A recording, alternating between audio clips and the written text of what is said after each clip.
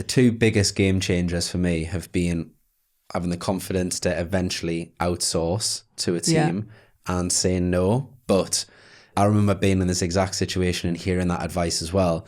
They're two of the most annoying pieces of advice. So true. When you don't think you're ready for that, but no one's ever going to get to where they want to be without getting help and without saying no.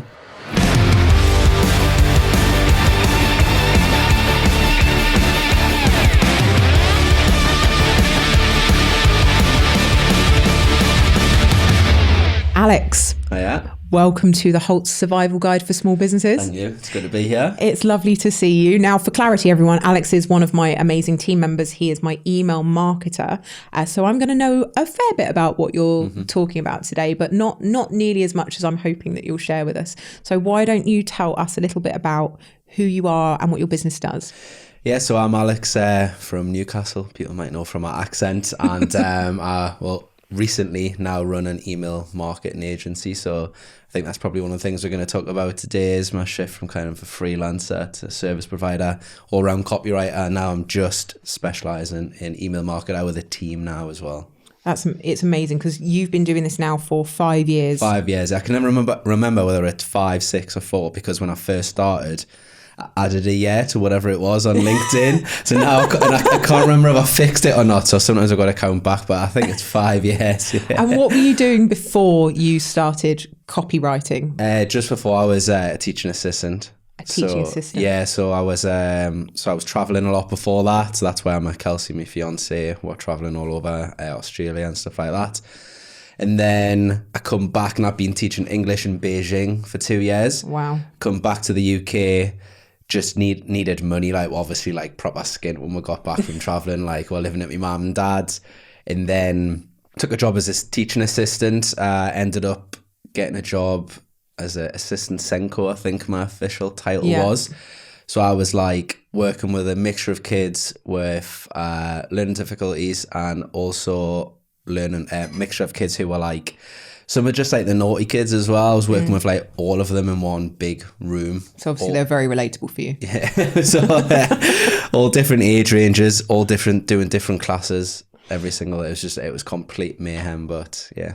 So what was it about teaching? Like, did you just not see a future in it? Was it not making you happy? Like what was it that made you go, oh, do you know what? I'm going to start copywriting and charging people for it. Like out on your own. I always thought I wanted to be a teacher until I started teaching in China. So I was like dead cocky at school and through uni. So I've like went to uni, everyone was having like crises in third year and stuff like that. What am I going to do? What am I going to do with this? What am I going to do next? I was just dead cocky. I was like, yeah, I know what's going to happen. I'm going to be a teacher. I'm going to be an English teacher. Then I'm going to go assistant head. I just had my whole kind of life mapped out from being very young as well. I always thought I wanted to be a teacher from when I was in school at primary school. And then I started teaching in Beijing and it was ridiculously easy compared to what I know teaching is like here. My sister is technically still a primary school teacher. So then I was like, if I don't like this and I'm going out most nights and doing like 7 lessons a week, which I barely had to prep for, I'm going to like hate it back home. So I had my crisis then. Wow. And I didn't know what I was going to do. But luckily at that point I'd met Kelsey and we were traveling around and Kelsey was a project manager in a marketing company in Melbourne. Right. So I was like, I don't know what I'm going to do when I get home. Don't really want to go home. Don't know what I'm going to do. One, it was like should we go to South America? Just trying to like prolong traveling. So I didn't know what I was going to do. And then she told us about copywriting. She was like, do you know, businesses will pay you to write for them. And I never really thought who did that kind of stuff before. Yeah. So started looking into it, thought this is something that might interest us.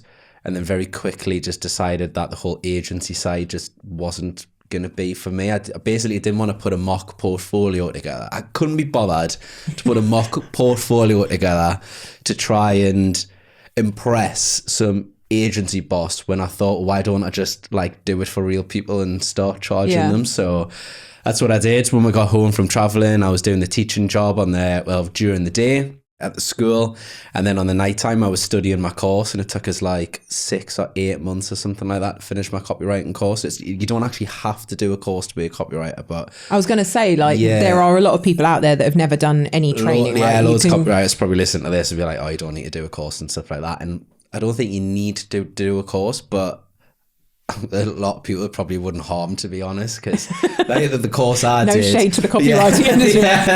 Well, there's a lot of the same general content you see. Like the course, like, taught us all the different types of copywriting. It was a little bit dated, but the main thing is that you got paired with a tutor who gave you feedback on your work, and that made it like so worth it. And then when I got my certificate, that was me kind of, because I'd been to uni and stuff like that, I guess it was because of that, and I'd done A levels and stuff. I was like, right, I've got my certificate, my piece of paper which says I can do this now. Then that gave me the confidence to go and do it. So like I said, it's not something everyone needs to do. You can learn this. Now there's so much good free content available now compared to 6-7 years ago when I started as well. I would say that as well. At the time, there wasn't as much as what there is now in terms of free content to just start learning as well. But what would you say then in terms of obviously the certificate gave you confidence, that piece of paper made you feel like I can say I'm a copywriter now. But what would you say of the training that you did? What was the most kind of useful part of that made you feel, you know, qualified and able to start selling yourself as a copywriter to people? I think it was the more direct response side, definitely. Right. Because very quickly, again, early on, I realised I wanted to do the money-making direct response stuff rather than And for people that don't know what direct response... So direct response is basically where you write words that make people money instead of content writing, which is maybe more informative, like blogs and white papers, which is a skill in itself. I'm not very good at that sort of stuff. That's a skill in itself. There's sometimes like this debate of copywriters versus content writers, which I don't like, because like say they're both skills in their own right. And then at the same time as well, there's other copywriters who perhaps specialize in more like tone of voice, brand and stuff. So it'll be more like business to customer stuff, so products and things like that. And I just preferred the direct response side of it. So when I was learning that stuff, the tutor, and I was getting feedback on it, and that was the type of stuff I tended to get the best feedback from him on. Would you say that that's because there's almost like an immediate tangible outcome? Like with the email marketing you do, you get immediate responses from people or purchases from people, and you've almost got that tangible result. Whereas with personal branding content or blogs or white papers, people don't necessarily take an action. They just quietly go away with more information, or, you know, after 6 months, they might make an inquiry and you can't take the credit for that. Like so that instant feedback that you get from... Yeah, I would say that as well. And it's just like the thrill of it. Like I remember doing my first piece of writing that someone was like, I posted this and it made me money. Yeah, that validation that you get, I'm good at it. Yeah, because I'm quite a people pleaser in general. It's nice to have that constant like, well done, we got this many leads this month, so I can be like, okay, I'm doing a good job. This explains why you got a golden retriever, right? Now I understand you are a human golden retriever. But I personally understand that because you do my emails. Yeah. So for the last, 6 months, maybe? Not quite 6 months. I think we've been working together just over a year from us doing like automations for you. But in terms of like regular work, it's been about 6 months. So Alex writes my email newsletters and does all my email funnels for my 2 different businesses, with the LinkedIn training and also with the HoLT membership community and now the Vault. And I noticed like we get a lot of responses to the emails that go out, even the ones that aren't designed to get responses. We get a lot of positive immediate, and I have to send them all to you because I know you're a golden retriever. You need that validation from people. But you've specialized recently and you've let go of things. Now, for a little bit of context, I was delivering a workshop in the Seychelles in March, and Alex was one of the people at the retreat, which was when we sort of cemented our friendship and ended up, you know, I was like, we're going to work together. We're going to up how we're working together. Yeah, paid for itself actually. Yeah, you've done quite well out of me, but you do well out of me as well in terms of you definitely get a lot of clients from it, and you know, sign up for Alex if you get any business from this podcast. I want my referral fee, please. But it's one of those, like, you were having a crisis at that point. So 5 years into your business, you were having this crisis of, because you were at that time thinking, I want to employ someone. Yeah. And you were very, very set that this was going to be the time that you're employing someone. Definitely. And you were also really conflicted about niching down your services and saying, I'm not going to do web copy anymore. And you still do web copy for me, but only because other people have asked. No, I'm special. But you still do that for me, but you decided that wasn't going to be part of your business. Now, obviously you work within my brand, so it makes sense to have the consistency, and it's probably quite easy for you because you know the brand so well, but you don't take on new clients for that. That must have been a really scary thing for you to do, to say, it was. I'm good at these other things and people are buying them, but I'm going to stop selling that. Yeah, it is hard when you're like, because 5-6 years in business, the feelings of being early on as a startup are still there. You're not quite removed from that anymore. So it started in like the last November, so just coming up like about a year ago, last November, that's when I realized that I just shouldn't do everything myself. The thing was actually when I come down here, we'd had a strategy day to plan your automations and stuff. You just said yes to that rate, and I was like, well, happy on the train home. And it was part of that. You said just because you can do everything yourself doesn't mean you should. And did I say that? You said that. That sounds it's really quite good advice actually. And then when I was on the train home, I basically wrote a big list of all the jobs that I was doing myself that, one, I wasn't very good at, two, I just didn't need to be doing myself either, and just started outsourcing stuff there. So the email clients that I had at the time, I outsourced the bulk of the writing to other freelancers who put in more effort than I was, because that was like their new kind of main client, their new baby. So they were spending loads of time. And the way I find my freelancers and the way I build my team is I pick freelancers who are like passionate and experienced in those subject areas, those topic areas. So they're good writers as well. So were you covering like lots of different topic areas? Loads. So I was writing for like, until recently as well, like Maya Jama's product, which is like Midge masks. Clang, like, can we just get the name drop there? Yeah. So here like face masks, and then fitness influencers. Face masks? Well. Face masks with beauty masks. Oh, okay. So I was having to write like hun and stuff. You meant like COVID masks? No, so like beauty masks. I was writing about beauty, target customers of like young girls. So I was writing hun and stuff like that, and I was just sitting there like, why? This is not really me. This is not me, and I could do it, but I was just like, oh, you just felt your soul leave your that's through it. Your feet. Yeah, so I found Beth Inch is called, who was like absolutely unbelievable for that. Like it was just like, it was so perfect. She was like actually writing for a different beauty company who sell the same products but with a different target audience. The target audience for like 40 plus, so it wasn't really a conflict. So she knew everything about the products, but then also she could speak in that target customer's voice as well. So that was just like absolutely perfect. And then mainly fitness influencers. So I was working with a guy called Paul, with Bradley for a while until that work stopped, and then Becky, who still works with two of my clients now, Alice and So Laurie. how many are in your team now? Is there six writers at the moment, but I've got 2 or 3 quotes out at the minute. That could change to like 8 or 9 pretty soon.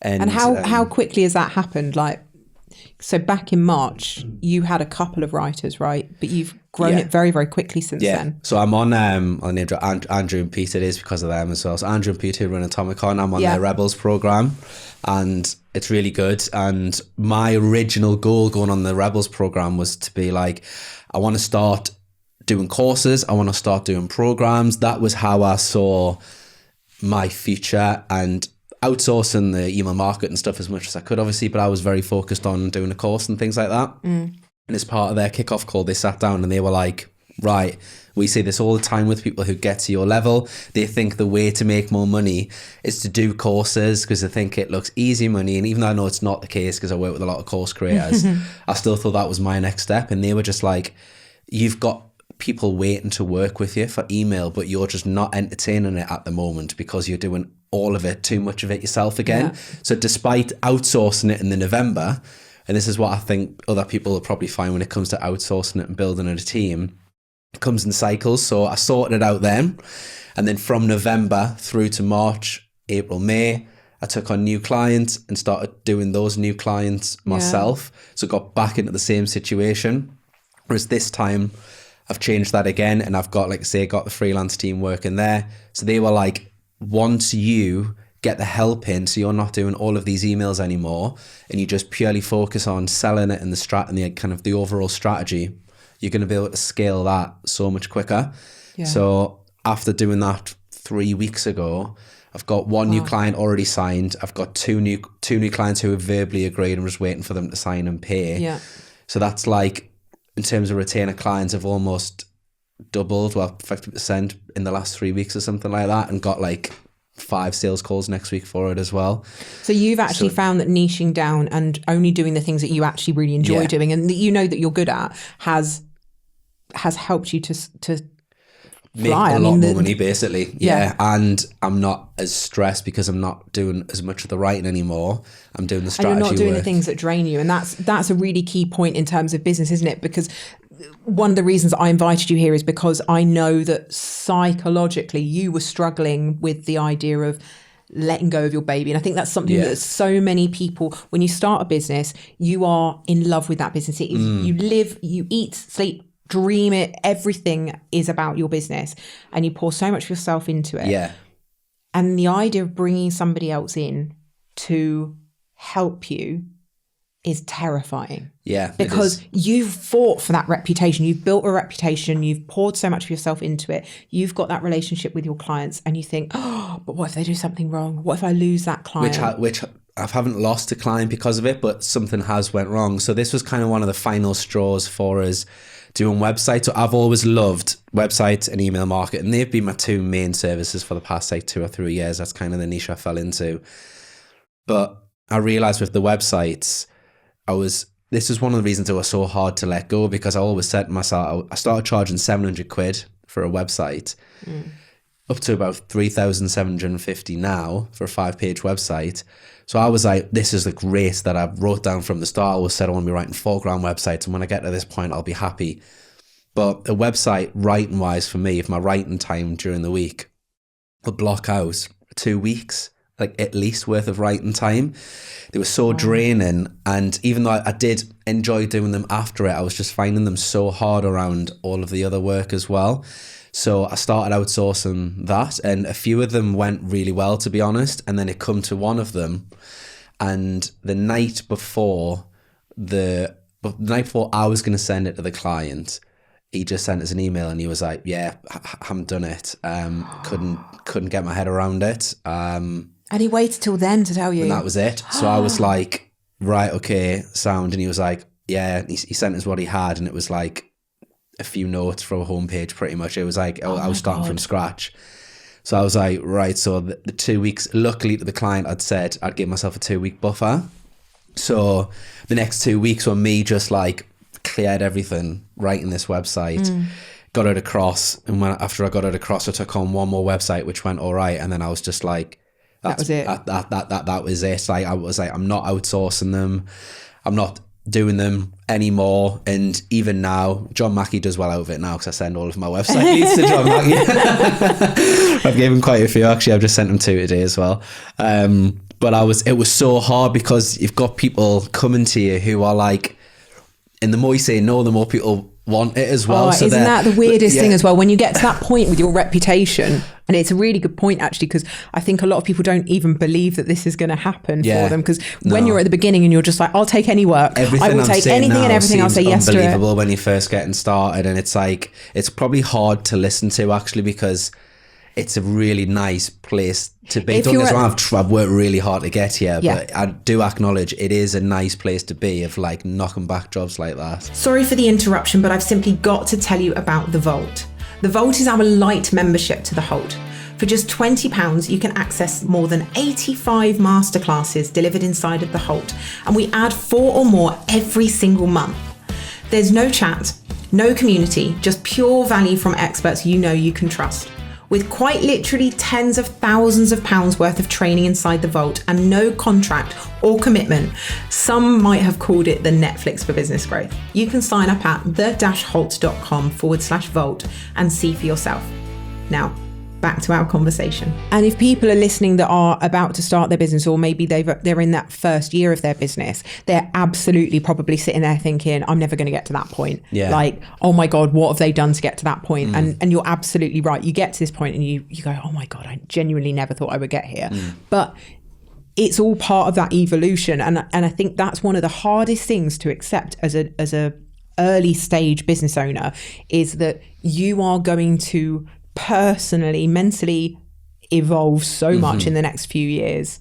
And I know that our wonderful studio manager here, Dan, was saying at the beginning, is it normal to cry yourself to sleep at night when you first start a business? And it absolutely is. Like, I remember going to bed at like 1 a.m, 2 a.m. after working really, really late, and I just couldn't get my head in the game and I couldn't concentrate and I was so distracted all the time, which partly because I've got ADHD that I know now, but I found it so hard to really believe that I wasn't going to always be like this, constantly feeling like I'm fighting fires. But there is like a point where you go, hold on a minute, I actually believe that I am going to keep getting clients, because I've got a process for getting clients now, and whether that's social media or word of mouth or you're running ads or whatever it might be, I have a process, and I know that every time I've been convinced I won't get more clients have shown up. So I have to believe the facts now and stop believing my brain that's convinced everything's going to be a disaster. It's hard to pinpoint when it happens, but there's a switch happens from hoping something's going to come in to just knowing something is.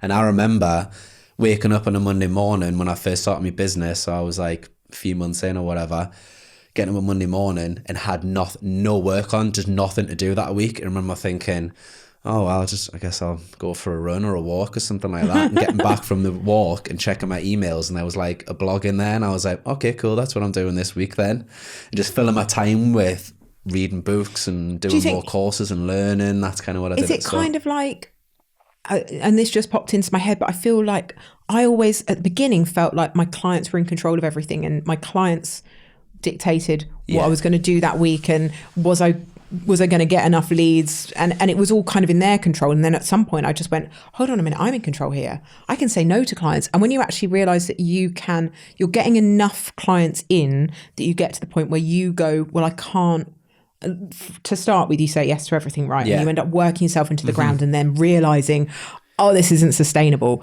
I need to actually start saying no. And every business owner I know has gone through this process. They get to the point where saying yes to everything, working themselves into the ground, then realizing that they didn't start their business to work themselves into the ground, because if they wanted to do that, they would have stayed employed. And then they go, hold on a minute, I can actually say no. And usually it's because you have a conversation with somebody who's been where you are, and they go, you can actually say no. You don't have to work with everybody that asks. And you go, and it's like a light bulb goes on, and you start saying no to the things you don't want to do and yes to the things you do.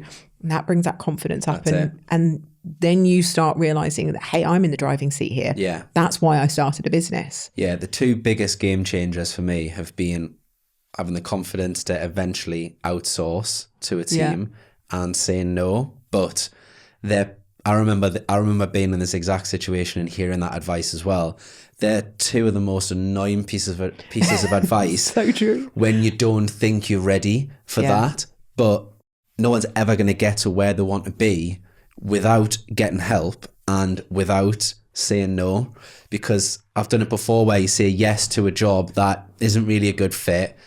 The red flags are waving everywhere. The rate's pretty rubbish, but you say yes because you don't think something else is going to come in. And then you take that job, something else comes in that's the right fit, is better pay, but because you said yes to the other thing, you now can't do that thing, and it might lead to more work. Whereas the more I've said no, and the more I've been clear on, this is what I do, this is the offer, this is the process, this is just the crack in general. Since I've shifted to that, all my sales calls have been much better. And for the first time the other day, I actually heard someone saying, I don't definitely have this yet, but I'm hoping she's going to say yes. She said, I'm thinking about going with X, like another copywriter essentially, but he doesn't have a team behind him like you do. And that was the first time I'd heard that in like a positive note almost, because I used to pride myself on, I'm a craftsman, every email is, every single word is written by me. But you also get people that like, oh no, I don't want to work with an agency. Like they see agency as like a dirty word in marketing in general, right? They go, no, I don't want to work with an agency. Recruiters as well. Like, I don't want to work whereas the way I explain it and the way that I actually think of this as a benefit, it's like, look, you're getting they are getting the best of both worlds, because they're getting me, who they often want to work with, who is kind of like the chef at the past. Like, I've always wanted all my family are chefs. I don't have the temperament to be a chef. He's passing himself off as a chef now. I'll be too stressy to be a chef. Kind of like the chef at the past. Nothing goes out that I haven't seen. So I read every single email that the freelancers read. It goes back to them 1 or 2 times before it goes to the client. So they're getting what they're coming to me for, which is often not boring emails that are going to work, essentially. They know they're getting that because they're getting me involved and I'm involved in the strategy, but then they're also getting someone else who genuinely loves writing the emails about their thing. Yeah. And they're getting my process behind it. So they literally are getting their passion and your professionalism. Their passion and the time that I'm freeing up on saying to them, oh, we should do this. I've got ideas for this as well. Whereas when I'm doing all the writing, I don't have any time for the extra strategy stuff. They're getting the 3 emails a week, and that's all they're getting. That's a really interesting one, because I worked myself into the ground. With my first business, I spent the entire 9 years working myself into the ground until I started outsourcing a little bit, and I was still, because there wasn't much of a margin, I was still working myself into the ground. When I started the LinkedIn training was very much the same, because it was all on me and my time. But growing the HoLT has been different, because I've been able to do things myself to start with, bring in a team member to take over those things, freeing up my time. And I'm now at a really beautiful point where you're doing the email marketing, Danielle and Takshi are doing the community management, Alex and Laura are doing the tech. And I am left to innovate and create and push things forward and do things like this podcast to build the brand and to help more people. But I got to points in running the HoLT where I was feeling like I was in a slump, because I was running the LinkedIn training and I was going away to train people. I was doing one-to-ones, which were very energy draining. As much as I loved them, they drained a lot of my energy on a day. And I didn't have the creative space. And I think that's something that people don't think about when you start outsourcing, is you as a business owner, if your desire is to push the business forward and to grow it and to create more services or more arms of it, you need that space to not think of anything in particular, but to, do you know, like breathing room for your brain? The breathing rooms, that's a really good point, and it's something I had like a few weeks ago when I made the decision, right? Well, that's what the Seychelles was for all of us, wasn't it? When we were there as well. And then more recently as well, it was when I was like, right, okay, I'm going to find some help for these clients, reached out to freelancers, they were all happy.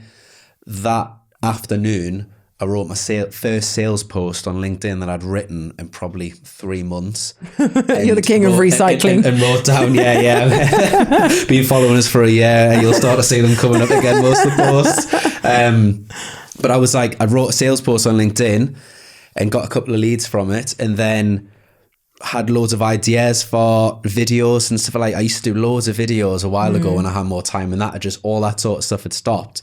And it was a complete shift of us, right, okay, a freelance team is in place, this is all how it's going to be. It was within moments, I'll write something on LinkedIn, I'll write some of my own emails for God knows how long I'd done. And it was, like you say, it's that, and then the ideas you have in that creative space is what makes you so most of the money. We were mentioned, we were at a retreat in the Seychelles together. So there was you and 3 others. One of them's Wendy, who's the sponsor of this podcast, who's also an incredible podcaster. And we were all sitting around in this stunning villa. We were super lucky. It's a beautiful, beautiful villa. And we were all sitting around in this beautiful living room, having this conversation. When you were saying one of the things earlier, it made me remember as like a flashback. I could imagine you there in your like linen outfit. And we were sitting there talking about it. And you were, I'm sure one of us, if it wasn't me, it was someone else that said, yeah, but you don't have to say yes to it. And a job had come in and you were talking about wanting to maybe offload a particular customer or a couple of clients that maybe I think it was website writing that you were doing maybe for an agency or something, and you were like, I am thinking about maybe not continuing with this customer, and then they'd emailed and cancelled. Yeah, so it was and one you of were my like, clients who like caused us an absolute nightmare before that. When was who definitely won't be watching this. Yeah, no, I checked my phone. I checked my phone after I'd said that, and they'd like emailed us to cancel, and I was just like. And it was such a relief. So but I remember us having those conversations where you were thinking about niching down, and you were thinking about bringing either in an employee or freelancer. We were throwing around like the pros and cons of it all. Yeah, and you were still in that, like, I'm not sure phase. Yeah. But that week that we had away where, I mean, we didn't have to make any decisions that week. That was one of the, apart from the beautiful setting, the fact that we didn't have to decide what we had for dinner, where we were going, how we were getting there. There was no, everything was just done. This is the dinner that you're getting. This is the place that we're going. Here's a few hours to just chill by the pool and chat with each other or hang out by the pool. HMRC. Yeah. No, we were networking, but it was a business retreat that we went on, and all of the conversations were pretty much exclusively around business and how we were. But it was a beautiful space because I definitely leapt forward. That was the point where I went, I'm going to stop LinkedIn training this year, and I'm going to really drive the HoLT forward, and I want other ways to grow the HoLT. You obviously, that was pivotal in your business. Yeah, it was big. Izzy, who was there as well, and she was one of the people speaking like I was, but we benefited just as much, and she massively made an impact. And the impact that we had, as beautiful as the Seychelles was, it wasn't the beauty of the location, it was the fact that we took a week away from responsibilities and the day-to-day running to genuinely think about what we wanted from our businesses and what was important to us. And I don't think any of us said we want to be rich. No. That wasn't it. It's hard to replicate because like an experience like that, like you say, it's amazing. But it's the only way you can kind of half come close in real life, because it is real life really. Didn't feel like real life. Yeah, it didn't. Yeah, is away from that is like just carving out that regular time to work on the business. So one of my business coaches, Ford Henderson, he's called. It was one of the things he's drilled into me for the last 3-4 years, and I've been good at it sometimes. I've been not so good at it most of the time. Is that regular blocked out time in your diary where you're like non-negotiable. I am not doing any client work during this time. I'm working on the business, and that could be, so a lot of work I've been doing at the minute as well, which has been a game changer and something I wish I'd done ages ago, is getting all the processes that I take for granted out of my head onto paper so someone else can follow it and do it. So that's what I'm doing now with the agency, so I can essentially get someone new, a writer to the agency.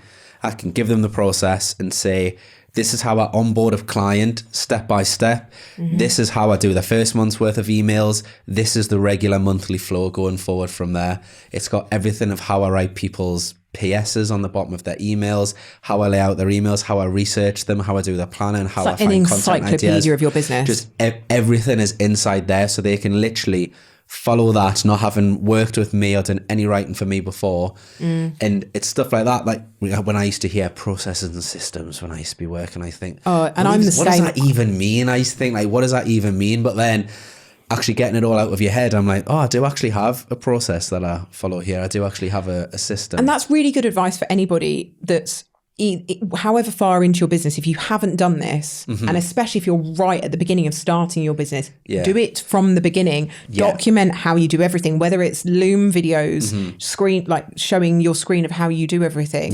Like have everything write for a pretend everyone. process to the pretend first person you're going to start outsourcing to. Write in that kind of way, because then that'll help you explain it properly. And when it gets to the point that you're ready to extract yourself from the day-to-day running of the business, you'd be able to put in a manager to be you, because everything is documented.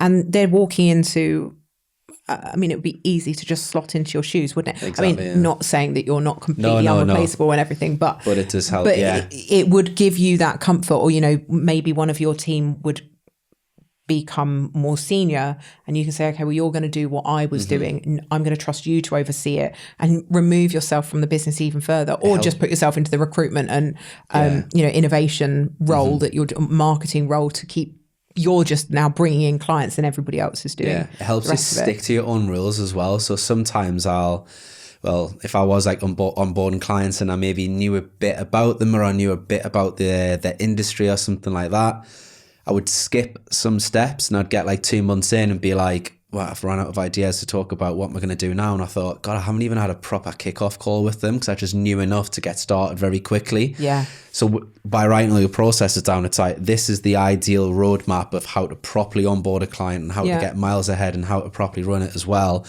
So sometimes if a client doesn't want you to do something, if they want you to change your process or something like that, having a process of, no, this is the best way to do it. It helps you on sales calls, so you can explain the process to people, because service provider, you're selling a process at the end of the day.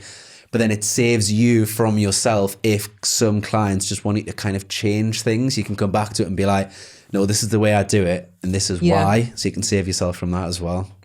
What would you say in terms of like hiring the freelancers? What would your best piece of advice be? Because you waited quite long. Yeah, quite long, I would say. I brought in an accountant almost immediately. Yeah. Then it was a VA for me, Luke.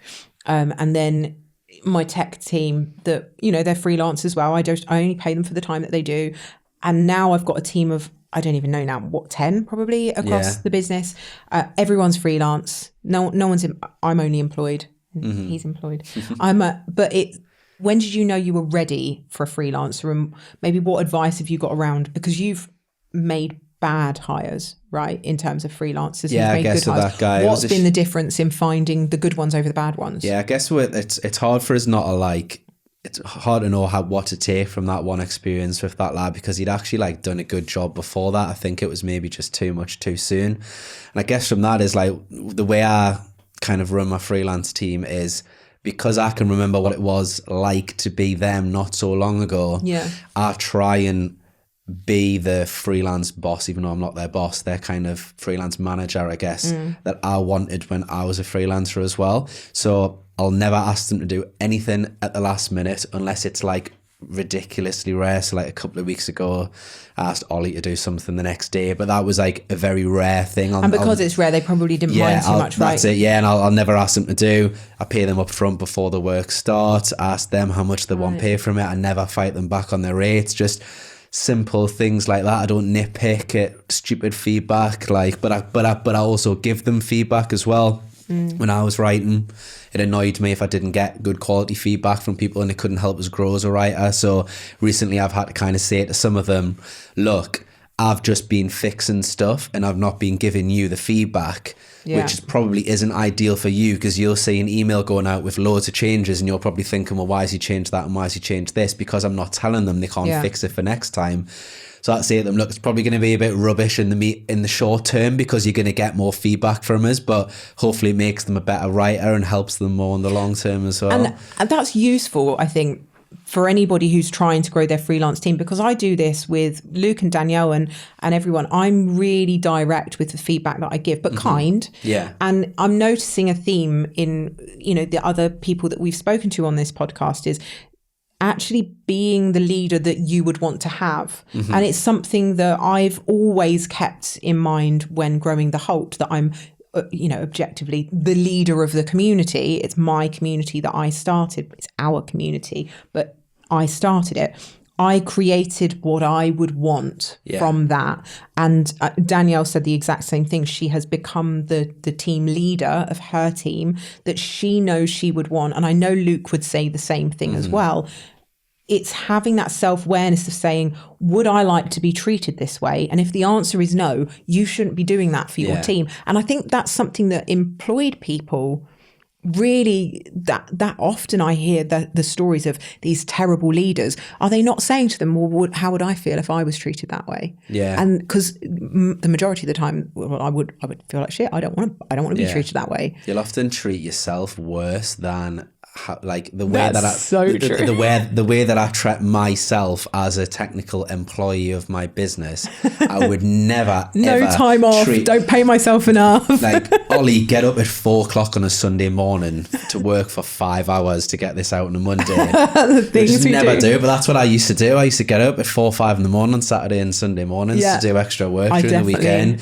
I used to work late. I would have to text Kelsey, my partner and say, I'm really sorry at the last minute, I can't go and get Alfie from school, can you go and get him and stuff like that. Whereas now I'm trying to treat me as one of the freelancers almost, but even now there's still parts of my business which I'm still doing myself now. It's like it comes in phases with outsourcing. It's like you outsource a certain amount and then you need to almost get comfortable with that and make sure that's working, but it's still that kind of that money mindset of, okay, I can still pay myself and there's still a little bit of extra money coming into the business even though I'm paying for these people. And then after a few months it'd be like, okay, right, I've still got the money I want and I've got those people in place.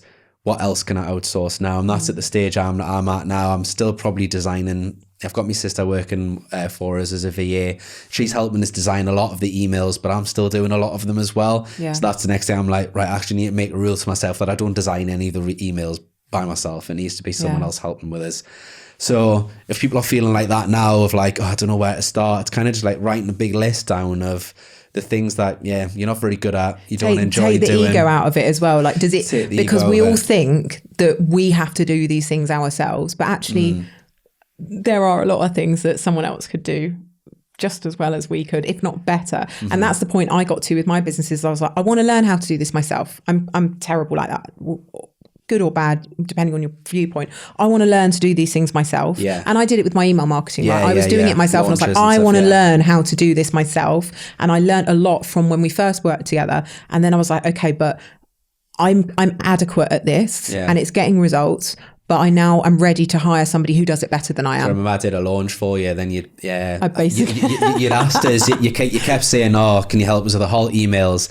And because I was so busy, I just didn't follow up with it in time. And then I was on the email list and started getting this launch. And I was like, this is one of my launches. And I was like, oh, she just knows how to do it now because of how I did it. I was like, I'm never going to get it. I learned too much because we were very collaborative when we were working together. Like I wasn't just do this for me. I wanted to understand why you were doing it that way. And I was fascinated by that. But that's a key thing about being a successful business owner or entrepreneur. You've got to be curious. So thinking back to you, if you were having a conversation, because we're going to wrap this up now, otherwise we're going to run massively over and we'll never fit it all in. But if you were having a conversation with Alex Thompson from 1 year into his business. So you were in that first year space. You've done 12 months.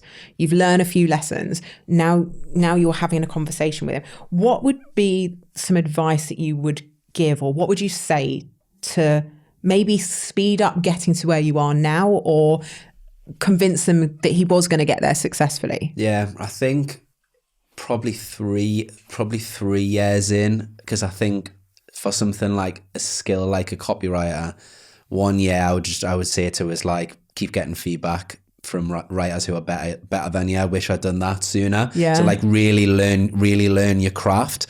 So I would say that as well, as good as it is to like grow your business and find more clients and stuff like that, you also need to be good at what you do as well. So 1 year in, I would just say keep knuckling down and learn from people who are better than you. 3 years in, I would just give myself a shake and be like, let go. And that's what we talked about in the Seychelles, wasn't it? It's like you are ready now to detach yourself from doing everything. And you suddenly, in the last 6 months, things have properly catapulted for you. In the weeks that I made the decision, I've changed my business both times in 3 days. I just sat down and went, right, okay, I'm not doing this, this and this. Who's going to be good for that? Really them, and them. Send a message, get them on a call. This is how it works. What's your rate? Right, okay, you'll start next month. It was 3 days when I was working with one of my coaches, and last November, that's what I did with him. Changed my business in 3 days, and then working with Andrew and Pete in the summer, they were like, this is what you should do. I said, I'm on your program, I'm paying you to tell us what to do. Okay. And then changed it again. So make a plan and just go for it.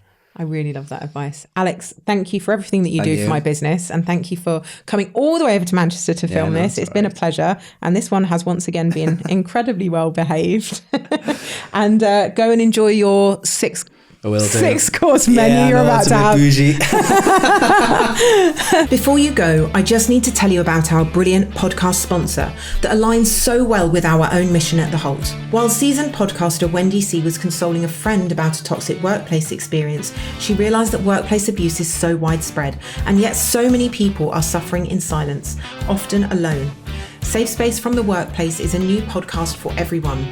If you find yourself in a toxic workplace, you're a leader or business owner feeling out of your depth, or you have a friend or family member struggling at work, this podcast is for you.